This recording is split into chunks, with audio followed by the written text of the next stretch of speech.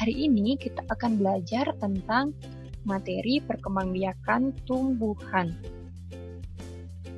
Nah, langsung saja ke materi ya. Nah, yang pertama itu kita akan belajar tentang perkembangbiakan tumbuhan. Nah, perkembangbiakan tumbuhan itu ada dua jenisnya. Yang pertama itu ada perkembangbiakan secara generatif dan secara vegetatif. Nah, perkembangbiakan generatif. Apakah yang dimaksud dengan perkembangbiakan generatif? Jadi, perkembangan generatif itu artinya perkembangbiakan makhluk hidup yang dalam hal ini adalah tumbuhan yang terjadi melalui perkawinan atau penyerbukan. Jadi, yang dimaksud dengan perkawinan itu adalah bertemunya sel jantan dan sel betina sehingga nantinya akan mengalami yang namanya penyerbukan.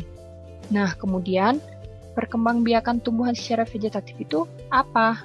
Jadi yang dimaksud dengan perkembangbiakan secara vegetatif adalah perkembangbiakan makhluk hidup yang terjadi tanpa perkawinan atau penyerbukan. Jadi jelas bedanya ya.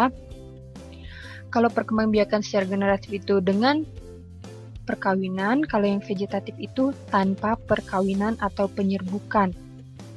Nah, kita bahas satu persatu. Jadi yang pertama itu perkembangbiakan secara generatif. Nah, secara generatif itu artinya melalui perkawinan atau penyerbukan. Nah, perkembangbiakan generatif itu melibatkan tumbuhan-tumbuhan yang berbunga. Jadi perkembangbiakan secara generatif itu dialami oleh tumbuhan-tumbuhan yang berbunga. Jadi tumbuhan yang berbunga ini akan mengalami perkembangbiakan generatif. Melalui apa? Yaitu melalui bunga. Nah, pada bunga itu disebut adanya proses penyerbukan. Nah, apa yang dimaksud dengan penyerbukan? Penyerbukan itu adalah bertemunya sel jantan dan sel betina untuk menghasilkan pembuahan. Atau penyerbukan artinya jatuhnya benang sari ke kepala putik. Jadi itu artinya penyerbukan. Nah, sebelum kita masuk ke jenis-jenis tumbuhan yang mengalami perkembangbiakan secara generatif, sebelumnya kita akan membahas tentang alat perkembangbiakan secara generatif pada tumbuhan, yaitu bunga. Nah, jadi kita akan mempelajari tentang bagian-bagian bunga. Nah, di sini Putri Dede sudah memiliki struktur bunga. Jadi, ini namanya struktur bunga. Nah, yang pertama itu ada tangkai bunga. Nah, jadi tangkai bunga ini menghubungkan bunga dengan batang. Jadi, seperti yang kalian lihat, tangkai bunga itu menghubungkan bunga dengan batang. Jadi, disebut dengan tangkai bunga. Atau tangkai bunga itu bisa berfungsi untuk menyokong pertumbuhan bunga ini agar tetap berdiri. Nah, selain ada tangkai bunga, itu ada yang namanya dasar bunga. Jadi ini namanya dasar bunga. Kalian bisa lihat tanda panahnya. Jadi ini disebut dengan dasar bunga. Nah, dasar bunga itu adalah bagian ujung tangkai bunga yang agak membesar. Jadi ini merupakan bagian ujung tangkai bunga yang agak membesar di atasnya tangkai bunga.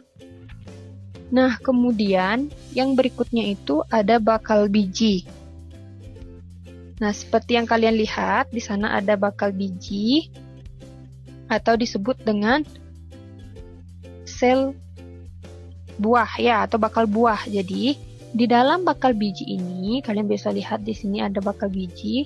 Di dalam bakal buah ini terdapat sel ovum dan calon lembaga. Jadi ini sel ovum dan calon lembaga. Nah, berikutnya ada kelopak. Nah, ini disebut dengan kelopak bunga. Ini juga disebut dengan kelopak bunga. Nah, fungsi dari kelopak bunga itu apa? Fungsi dari kelopak bunga adalah melindungi mahkota bunga ketika masih kuncup dari serangan hama, baik itu ulat, wereng maupun yang lainnya. Nah, jadi fungsinya itu adalah untuk melindungi mahkota ketika masih kuncup atau bunga ketika masih kuncup.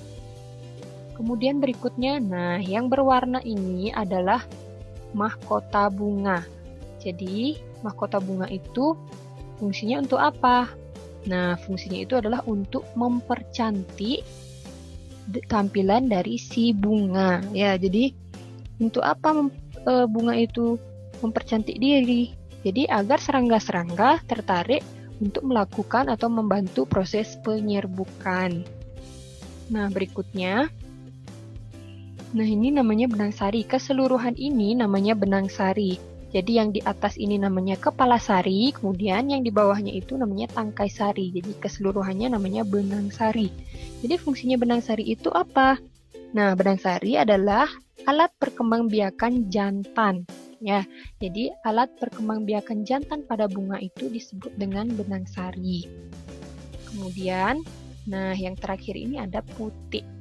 Ini disebut dengan kepala putik, ini namanya tangkai putik. Jadi keseluruhannya itu disebut dengan putik. Jadi fungsinya putik itu untuk apa? Nah, putik itu merupakan alat perkembangbiakan betina pada bunga. Ya, jadi si putik ini nantinya akan mengandung, istilahnya mengandung bakal buah atau bakal biji. Nah, seperti yang Ibu tadi sebutkan, penyerbukan itu merupakan jatuhnya benang sari ke kepala putik. Jadi benang sari ini akan berterbangan bersama udara, kemudian akan jatuh ke kepala putik. Nanti setelah jatuh dia akan menuju ke sini. Jadi terbentuklah bakal biji atau bakal buah. Nah, untuk proses penyerbukannya kita bahas di bagian yang selanjutnya. Nah, jadi di sini ada tampilan yang diperbesar. Jadi benang sarinya itu diperbesar. Benang sari itu biasanya terdiri dari butiran-butiran halus seperti ini. Jadi kalian bisa lihat bagi yang memiliki bunga di rumahnya, sambil kalian mendengarkan video atau menonton video ini, kalian bisa sambil memperhatikan bunga. Apakah bunga itu ada putih, ada benang sari, ada mahkota, kelopak, dasar dan lain sebagainya. Jadi kalian bisa memperhatikan secara langsung yang mana namanya putih, yang mana benang sari, yang mana dan yang lain sebagainya ya. Nah, jadi kalian bisa catat materi ini karena ini merupakan materi baru. Nah, demikian yang dapat Ibu berikan pada kesempatan kali ini. Ibu harap meskipun kita belajar secara jarak jauh atau secara online, Ibu harapkan kalian tetap semangat untuk belajar ya. Jadi setelah kalian catat, kalian pelajari kembali apa yang telah kalian simak dalam video ini. Ibu harap kalian masih tetap semangat ya. Nah, demikian yang dapat Ibu berikan. Ibu ucapkan terima kasih dan sampai jumpa.